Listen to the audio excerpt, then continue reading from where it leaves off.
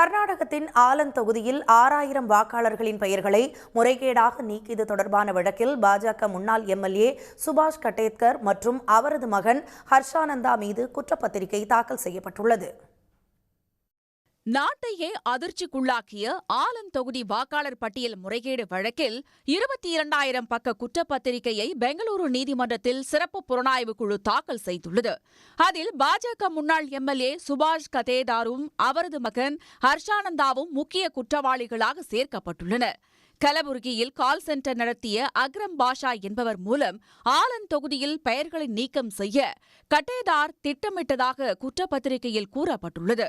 வாக்காளர் பட்டியலிலிருந்து காங்கிரஸ் ஆதரவாளர்கள் என்று சந்தேகப்படும் 5,994 வாக்காளர்களின் பெயர்களை நீக்கம் செய்ய வாக்குக்கு தலா 80 ரூபாய் மூலம் சுமார் 5 லட்சம் ரூபாயை கட்டேதார் கொடுத்ததாகவும் தெரிவிக்கப்பட்டுள்ளது. தேர்தல் ஆணையத்தின் செயலிக்குள் ஊடுருவி போலியான லாகின் ஐடிகளை பயன்படுத்தி இந்த மோசடி நடத்தப்பட்டது என்றும், அங்கு சிறப்பு புலனாய்வு குழு சோதனை நடத்திய போது குறியீடுகள் போடப்பட்ட வாக்காளர் பட்டியல் நகல்களை தீயிட்டு எரித்ததாகவும் போலீசார் தெரிவித்துள்ளனர். பாதி எரிந்த பட்டியல்கள் அமர்ஜா அணையில் கிடந்ததும் சோதனையின் போது கண்டறியப்பட்டது. இந்த வழக்கில் ஒருவர் கைது செய்யப்பட்ட நிலையில் சுபாஷும் அவரது மகனும் முன்ஜாமீன் பெற்றுள்ளது குறிப்பிடத்தக்கது.